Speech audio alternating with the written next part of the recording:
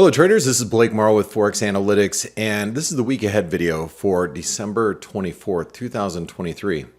It's Christmas Eve. So actually I'm about ready to embark on frosting some sugar cookies myself. But before I did that, I just wanted to wish you all a happy holiday season from the Forex Analytics team, from all of us. I am going to cover just a couple of charts today, so make sure you stick around. I'm not going to give you any setups because of the lack of liquidity from next week. But I really just wanted to thank you all for being with us this whole year of 2023. It's been a great year. I'm really looking forward to next year. I think divergent central bank policies are going to be the huge driver of the markets, and it's going to create a lot of volatility.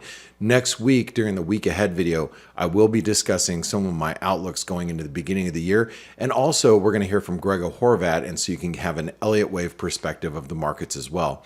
But before I do all that, I am going to jump into some charts, and I just want to say thank you. And if you think these videos are helpful to you every single week, make sure you give us a thumbs up, subscribe to the channel down below, hit the bell icon so you get notified on your mobile device when we have a new week ahead video popping up. All right, so let's jump into the charts really quick. And there's a couple of charts that I think just need your attention. First and foremost is crude oil. Crude oil has stopped at a really major level of resistance this week.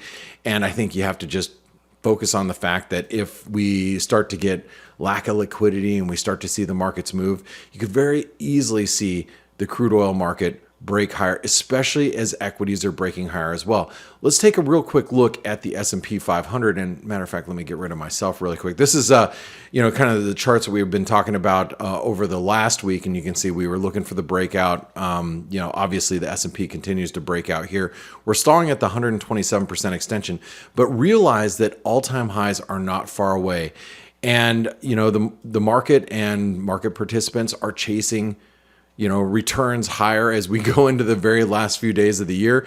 You're going to have end of year flows, which we are reading are supposed to be dollar bearish flows, but you just obviously have to just be following the market rather carefully. But look at the NASDAQ 100. We're trading at our highs, and we talked about this last week about breaking into new highs. And if the NASDAQ continues to break out, then that's obviously going to pull up the S&P. Take a look at the Dow.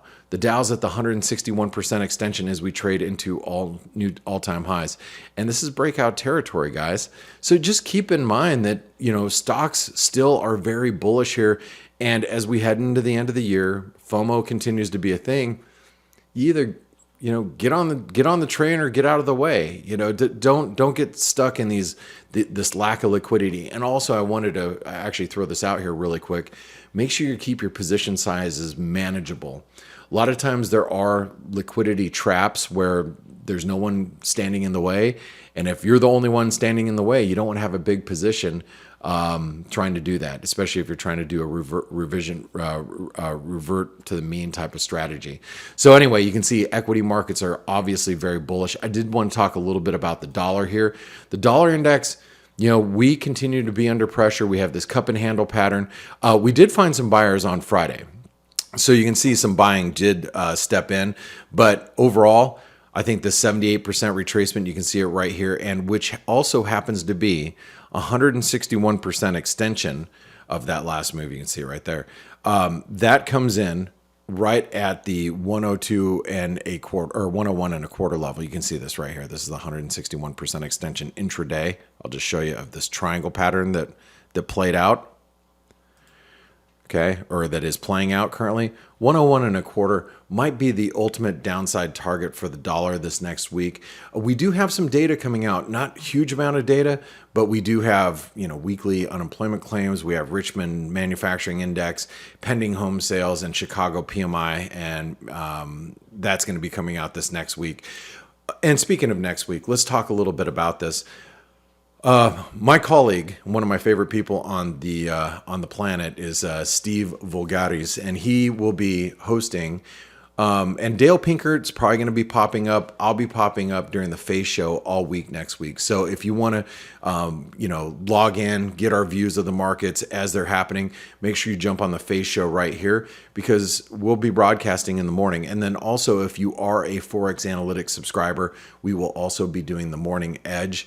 So this way you can have your, know where all your key levels are for the markets. And that is obviously just purely for subscribers of Forex Analytics, but we'll put together the bias chart and cover any other markets that might be moving during this holiday period.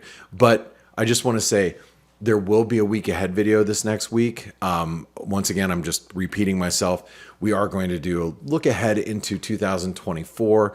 Also, Greg Horvat will be joining us and providing some analysis, again, from an Elliott wave point of view. And once again, on behalf of all of us at Forex Analytics, I hope you have a safe and happy holiday season. Merry Christmas, Happy New Year, and happy holidays if you don't celebrate Christmas. And I myself, I'm going to go tend to some Christmas cookies. So thanks for tuning in, and we'll see you next week. Hey traders, this is Blake Morrow with Forex Analytics. Thanks for stopping by our YouTube channel. Don't forget to like these videos, share them, and subscribe to our channel so you don't miss any of the content that we provide here for free. Thanks for stopping by. I'll see you in the next video.